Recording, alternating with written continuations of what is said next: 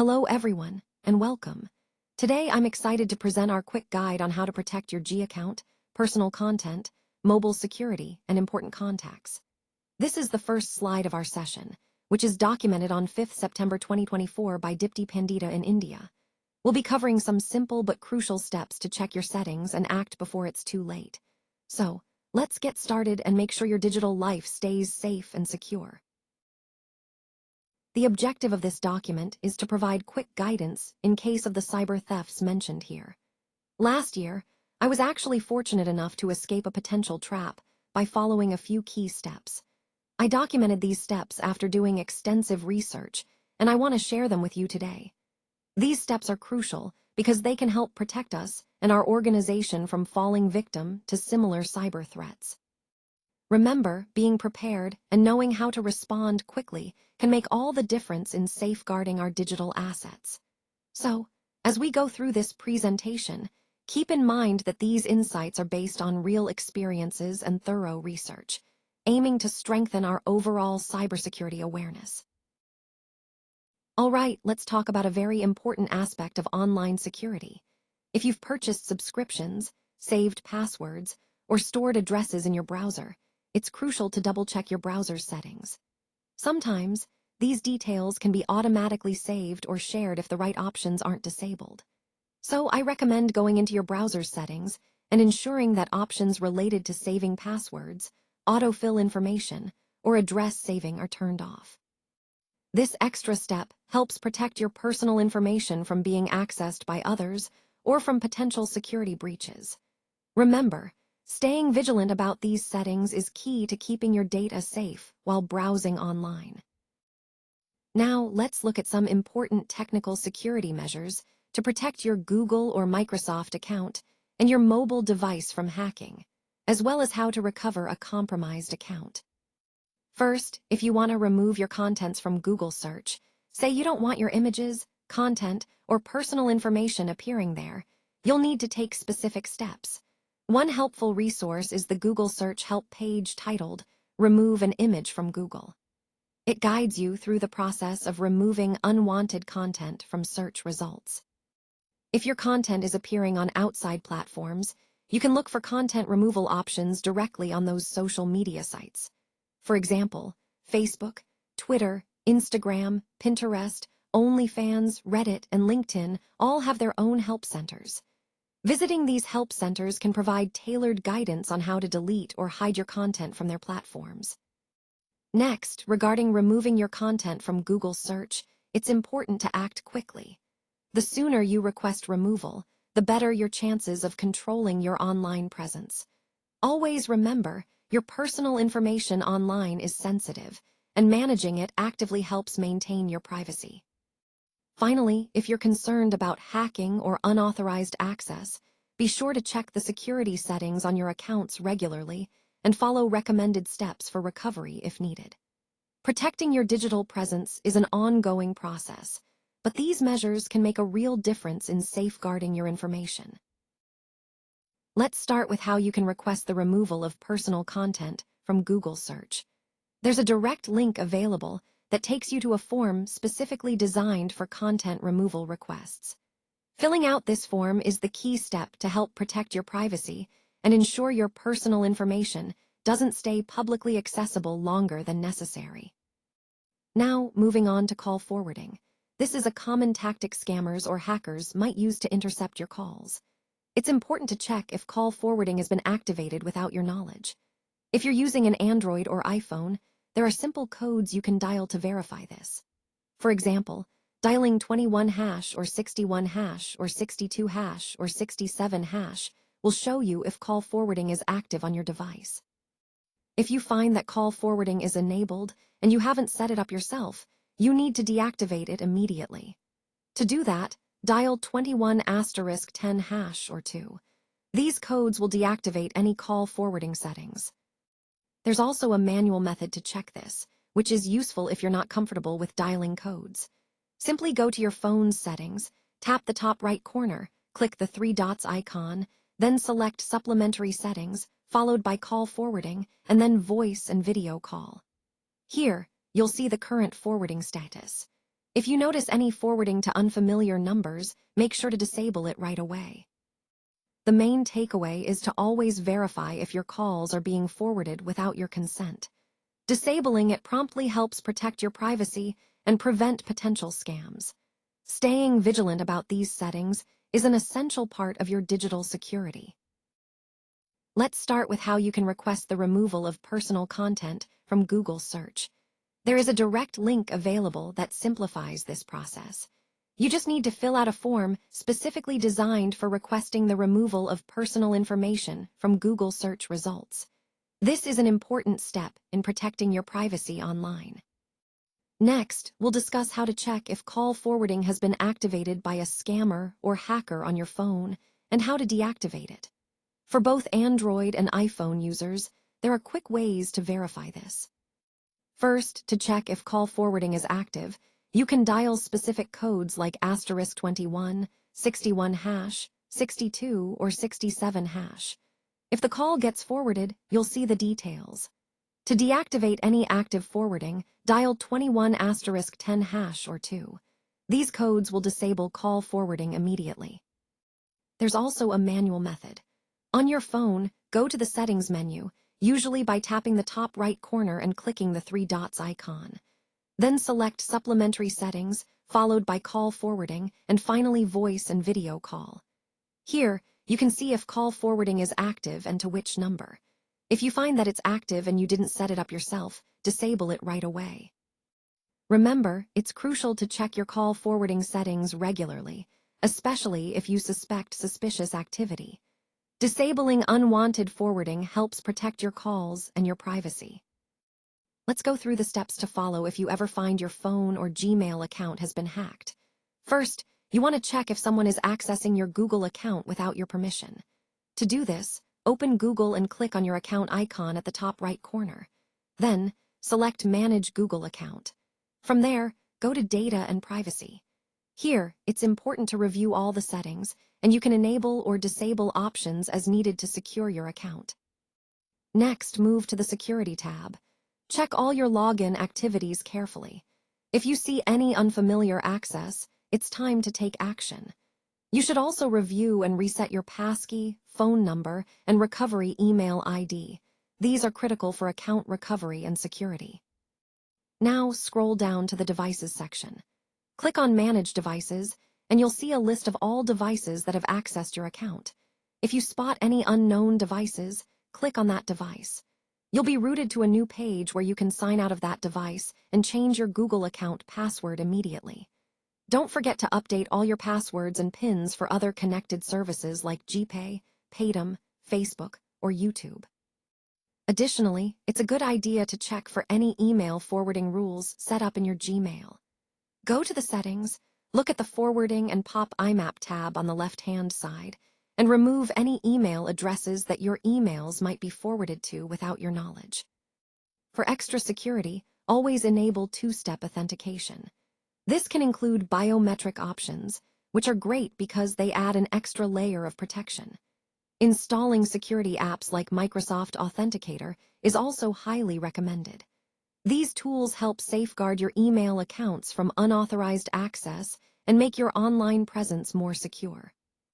Remember, staying vigilant and regularly reviewing your account activity is key to preventing and responding to any security threats. Let's make sure to double-check if any forwarded email address has been added or linked to your account. This is crucial because unauthorized forwarding can compromise your security. Now, in case you encounter any issues or suspect suspicious activity, remember these important helpline numbers. The National Police helpline number is 112, which you should call in emergencies.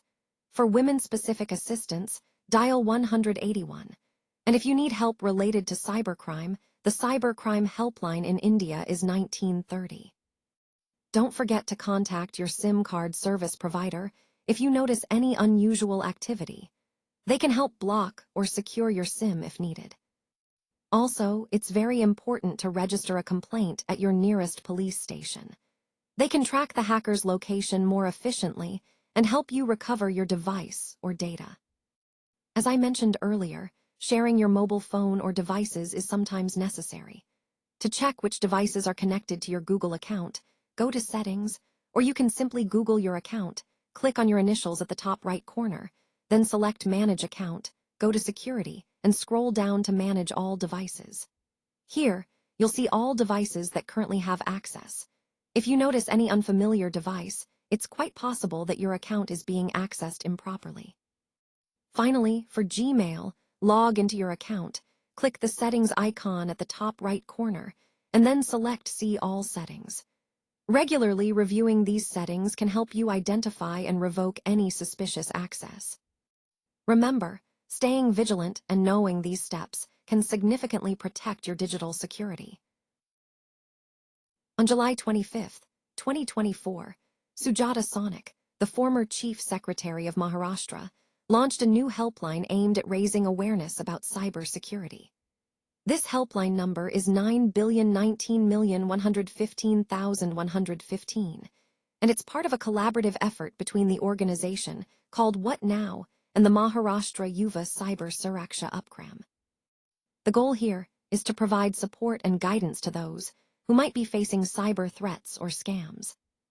Now, it's really important to stay vigilant about your online security. First, always check if any unknown email addresses have been linked to your account. If you notice anything suspicious, take immediate action to secure your account. There are also several key helpline numbers you should remember. The National Police helpline number is 112, which you should call in case of any emergency. For women's safety, the helpline is 181, and for cyber crimes, you can dial 1930. Don't forget to contact your service provider if you notice any suspicious activity on your SIM card or mobile device. They can help you secure your connection and prevent further issues. If you suspect your device has been compromised, it's best to register a complaint at your nearest police station. They can help track the hacker's location more quickly and take appropriate action. Additionally, you can review the devices connected to your Google account. Just go to your device settings or simply Google your account, click on your initials in the top right corner, then select Manage Your Account, go to Security, and click on Manage All Devices. This will show you all the devices that have access to your account. If you see any unfamiliar devices, it's a strong sign that someone else might be accessing your information. Overall, staying proactive and aware is key in protecting yourself from cyber threats. Make sure you know these helpline numbers and steps so you can act swiftly if needed. Let's talk about how you can raise a complaint related to cybercrime. You can do this easily by calling or filling out a form on the cybercrime portal. On this same portal, you'll also find the contact details of the nodal cyber cell officer, which is organized state-wise for your convenience. It's really important not to miss filling out the complaint form and to make sure you note down the complaint ID you receive. Once you've submitted your complaint, it will be automatically routed to your nearest police station. But remember, it's a good idea to follow up with them directly. You'll also get notified via email about your complaint, and you'll need to respond if they reach out to you.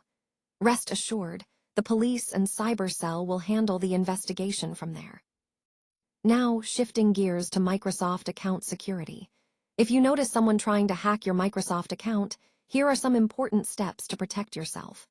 First, are you getting notifications or emails with a one-time secure code, especially when you forget your password? If yes, that's a sign you need to tighten your security. The first thing you should do is ensure you have an alternate email linked to your account. If you don't, create one, whether it's Gmail, Yahoo, or any other provider. Next, if you see unusual login attempts, go to your Microsoft account and click on your info in the top left corner, then select Edit Account Info. You'll be taken to a new page. Under Account Alias, add your newly created or alternate email as a primary alias. After that, remove the email address that the hacker might be trying to access.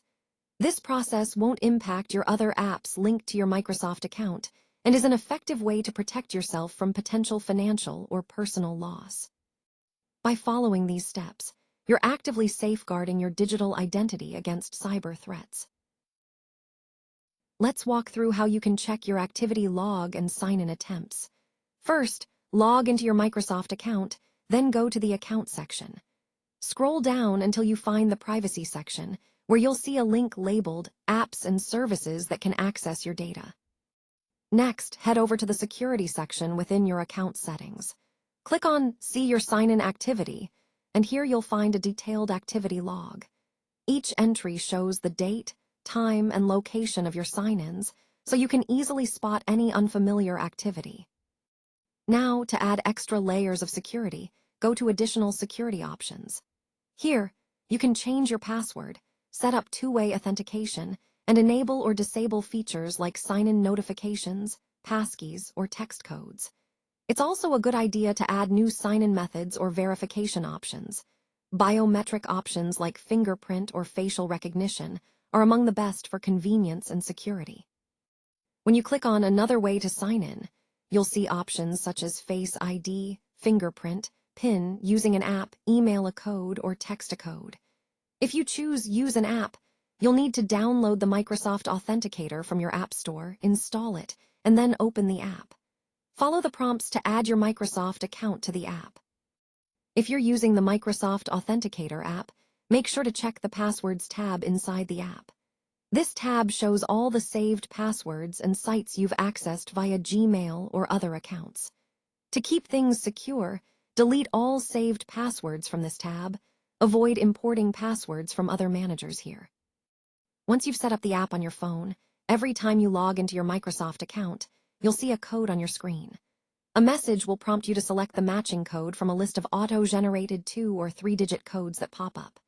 For example, if you see 78 on your screen and a message asks you to approve it, then a moment later, 3 codes appear, 56, 62, and 78.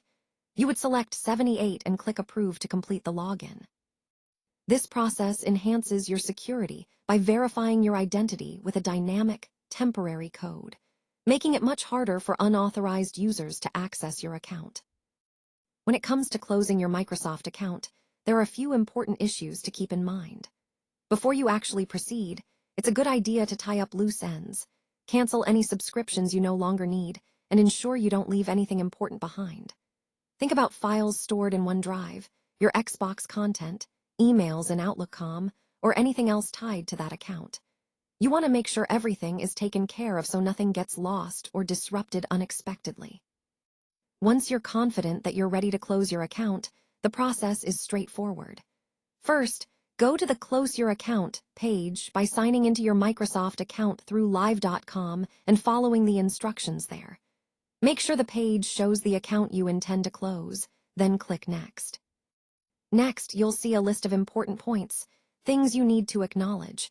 Read through each item carefully and check the boxes to confirm you've read and understood them. Then, in the drop-down menu labeled Select a Reason, choose why you're closing the account. Finally, click on Mark Account for Closure to initiate the process. Remember, if you need any help along the way, Microsoft offers support options. You can report concerns or seek assistance from the Microsoft Tech Team through Microsoft Teams or support pages. Whether it's recovering a hacked account or addressing any issues, help is just a few clicks away.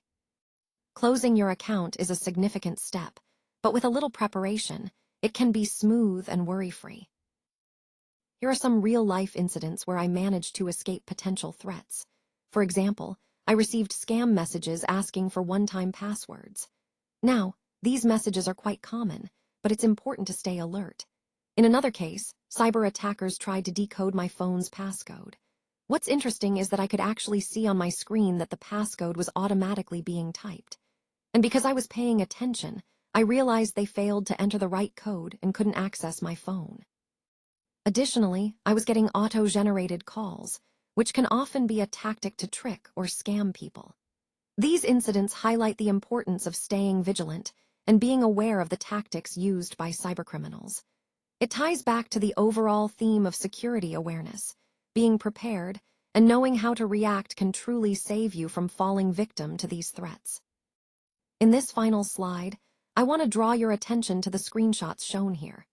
These images illustrate the actual locations from which cyber attackers attempted to access my primary Microsoft account. What's particularly interesting and concerning is that these attempts originated from various foreign countries, including the United States, China, and Ukraine. This highlights a key point about the global nature of cyber threats today. Attackers can come from anywhere in the world, making it essential to stay vigilant and proactive about cybersecurity measures. By sharing this, I'm emphasizing the importance of recognizing these threats and understanding that cyber attacks are not confined by geography.